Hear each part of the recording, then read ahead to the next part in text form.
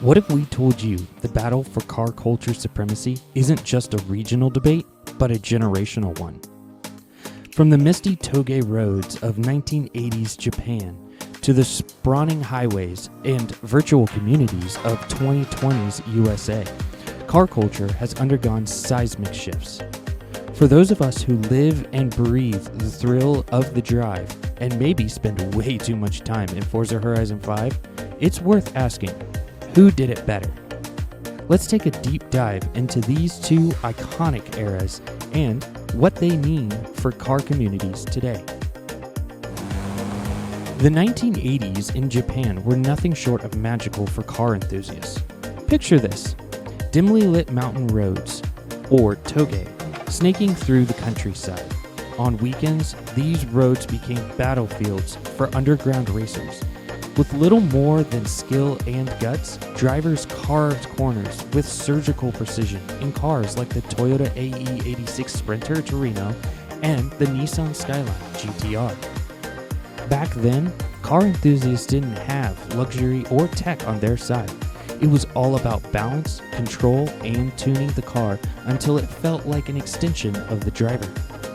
I'll never forget my first attempt to recreate this magic in Forza Horizon 5. Taking an AE86 down a custom Touge route I downloaded from the Creative Hub. I felt the same raw thrill, minus the terrifying consequences of clipping a guardrail. The 1980s also marked the rise of JDM, Japanese domestic market, tuning cultures. Iconic shops like HKS, Greddy, and June Auto Garage weren't just businesses, they were temples of engineering ingenuity. They pushed the limits with turbochargers, suspension tweaks, and aerodynamic kits that turned ordinary cars into street and track weapons. Pop culture played a huge role too. Anime like Initial D glorified the lifestyle, and arcade games like Outrun and Ridge Racer brought this excitement to a global audience. Whether you were behind the wheel or behind a controller, Japan was the epicenter of car passion. Fast forward to today, and car culture in the USA is a kaleidoscope of influences. JDM imports, American muscle, European exotics, and even EVs coexist in a way that feels both chaotic and beautiful. You're just as likely to see a 1998 Toyota Supra at a car meet as you are the Sapphire or a wide-body Dodge Challenger. What's fascinating is how Forza Horizon 5 mirrors this diversity. One minute I'm drifting a Nissan Silvia S15 through a tight canyon. The next I'm hammering a Shelby GT500 down an open desert highway. The game captures the essence of modern culture, where variety and personality reign supreme. Unlike the tight-knit local crews of 1980s Japan, today's cars enthusiasts have globalized their passion through social media. Instagram, TikTok, and YouTube are flooded with builds, tutorials, and reels of street takeovers. For better or worse, it's not just about cars anymore, it's about creating a personal brand. The rise of influencers has also shifted how trends are set.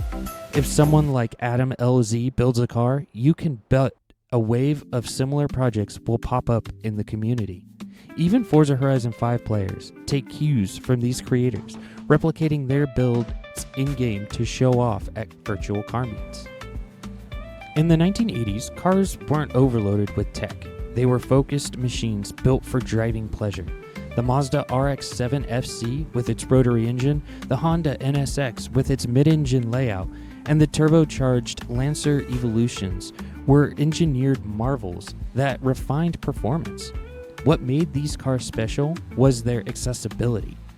A young enthusiast could save up and buy an AE86 or Nissan Silvia, then spend weekends wrenching on it to make it faster.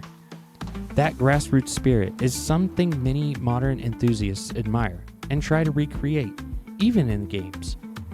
Today, cars are completely different. The Dodge Challenger Demon packs 840 horsepower straight from the factory.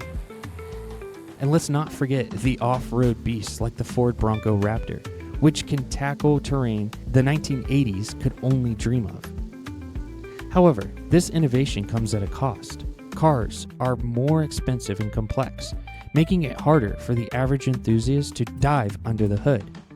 That's where Forza Horizon 5 steps in, letting players tinker with every aspect of their car without fear of voiding a warranty.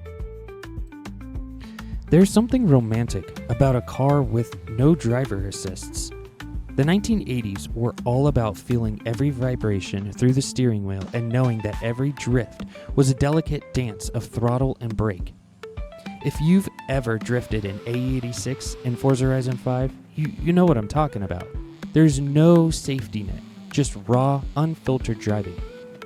By contrast, driving in the 2020s often feels like a partnership between man and machine. Advanced traction control, adaptive suspension, and even AI-powered systems make cars faster and safer than ever. While this might dilute the purity for some purists, it opens up performance driving to a wider audience. And let's not ignore sim racing. Platforms like Forza Horizon 5 and its sister franchise, Forza Motorsports, has bridged the gap between the real and virtual worlds. The ability to simulate a 1,000 horsepower Supra or a Cybertruck in-game is a thrill unique to our era. In 1980s Japan, car culture was personal. You knew your crew, and your reputation was built on your driving skills and the quality of your build. The social bonds were as tight as the hairpin corners you raced through. Today, car culture has gone global.